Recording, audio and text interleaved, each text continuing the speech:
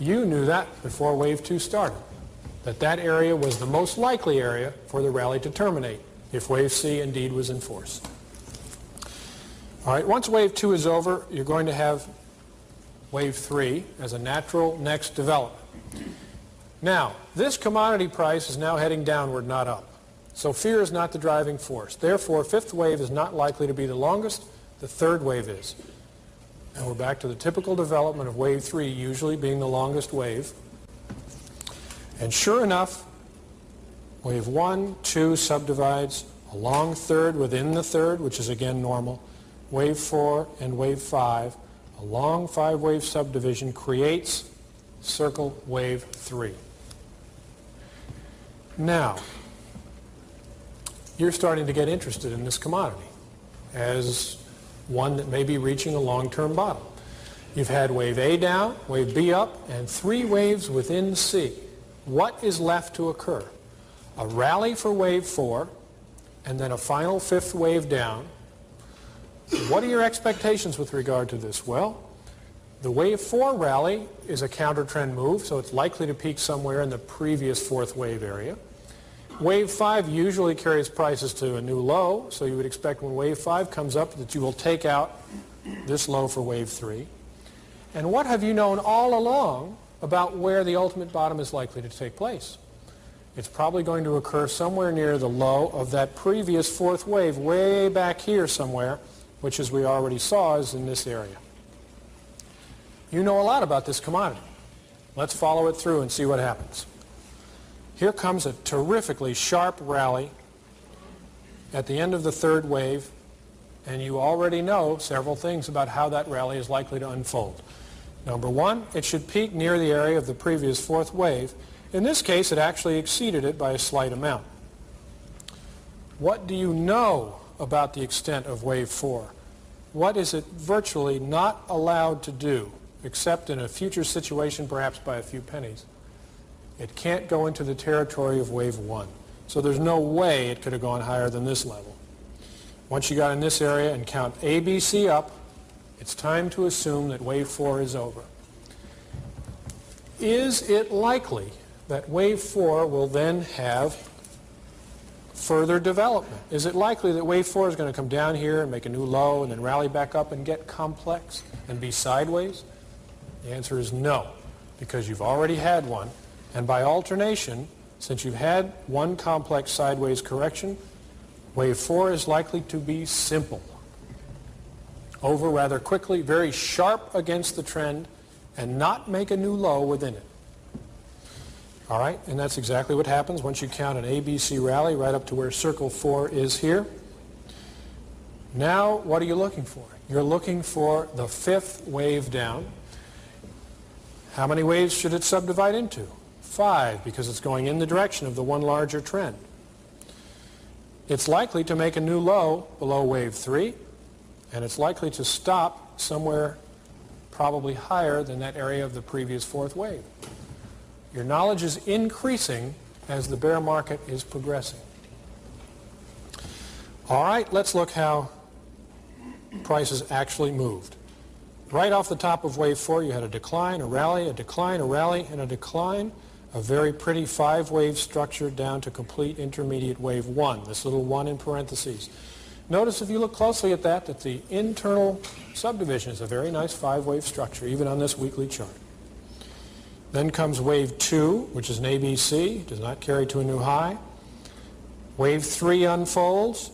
Can you see the subdivisions in this one? Down, up, down, up, down. A beautiful 5-wave subdivision within wave 3. Notice that wave 3 is longer than wave 1. So already you can now begin to apply another guideline. The 5th wave down, intermediate wave 5 in parentheses, will probably be approximately the same size as the 1st.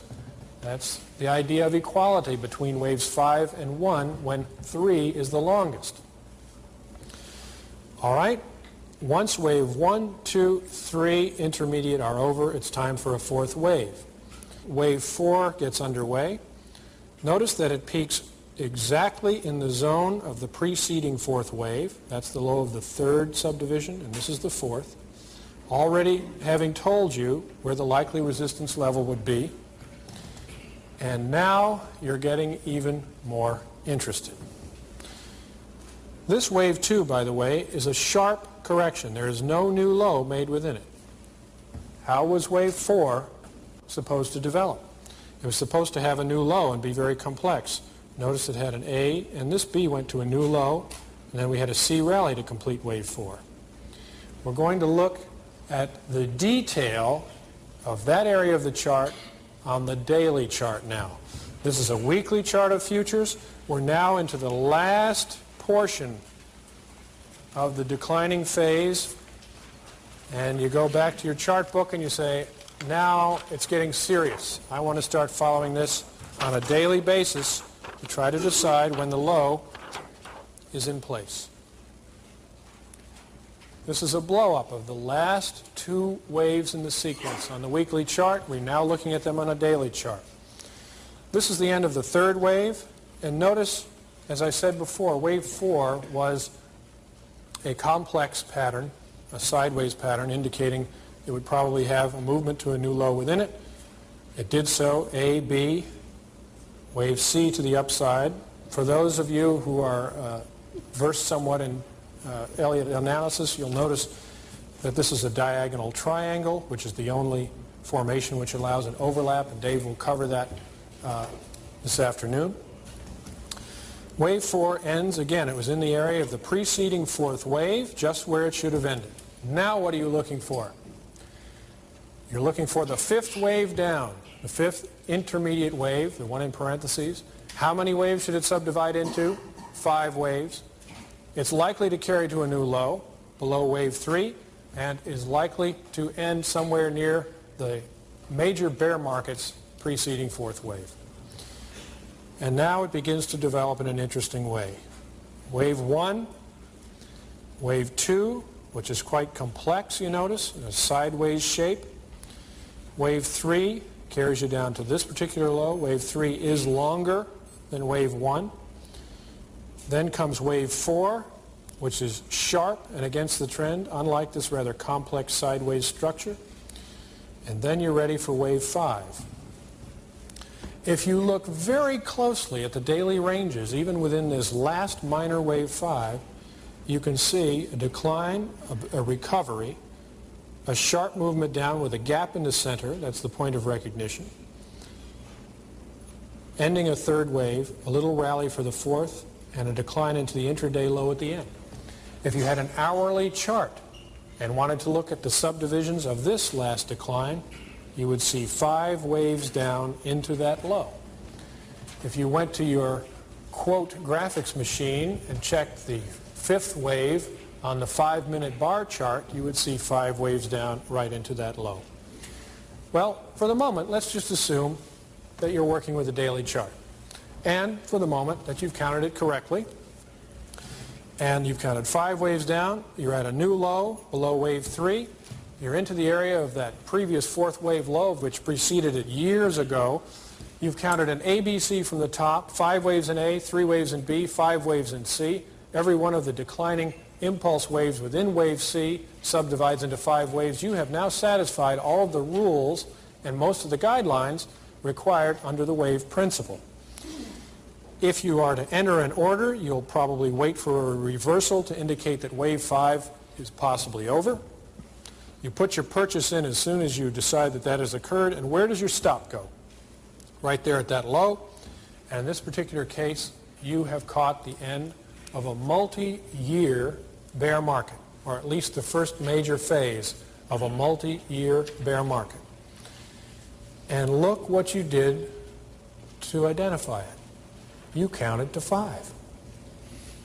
That's all you had to do. Did you know what the fundamentals were? Did you know how many tons of cocoa were sitting in stockpiles? Did you know how many ships were laden with the stuff in the harbors? Did you know whether the crops were doing well that particular year? Did you know whether anyone had developed a substitute for cocoa lately? Did you know what the trend of chocolate consumption around the world was? You didn't know any of that. How about the technical aspects that most people might be interested in? Did you know what the psychology of investors was due to, say, the bullish consensus among advisors? You had no idea how many bulls or bears there were.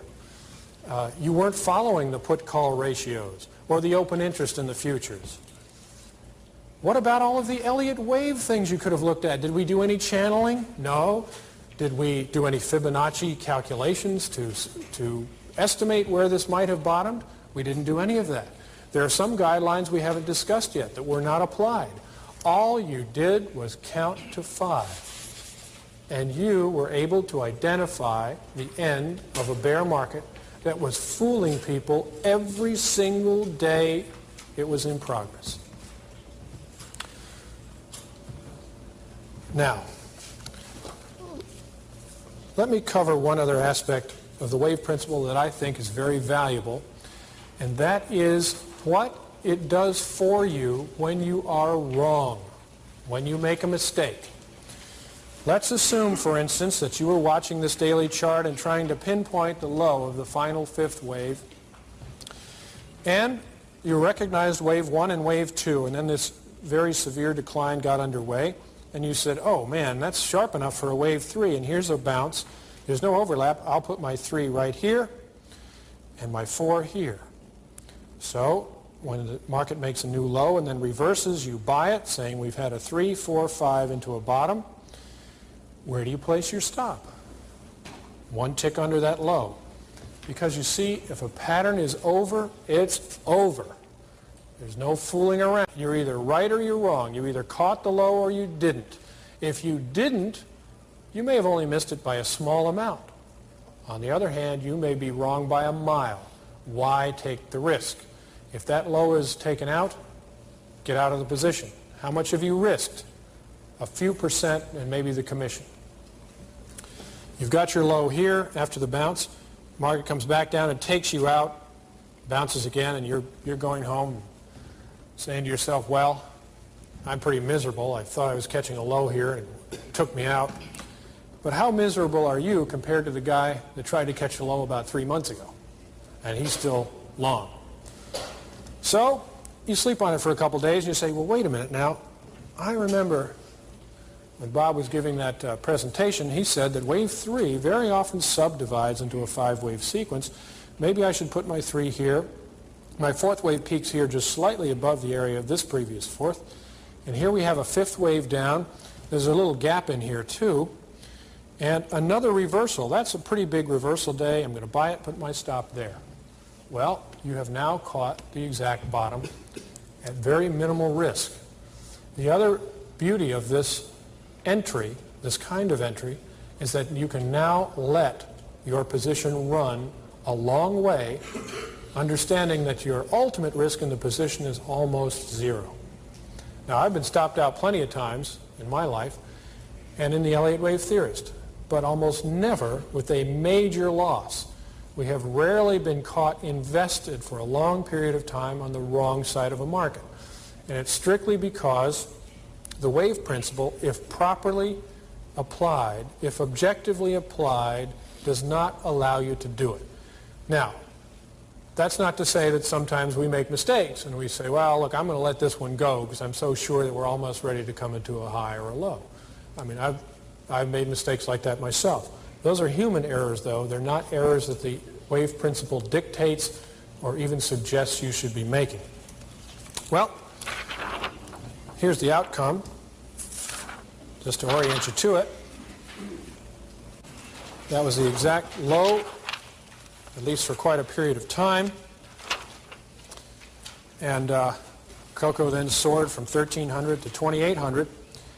And just so you realize that this just never stops, I'd like to show what happened some time thereafter. This was the low we caught right there, the 5th of C. Cocoa had a powerful advance from there. And without going through all the Elliott wave ramifications of this, I want you to understand how psychology was working. What kind of psychology do you think was present at that low in December of 1982? the bleakest imaginable. The quotes in the financial press on cocoa, when you could find them, it's not exactly the most popular thing to follow, were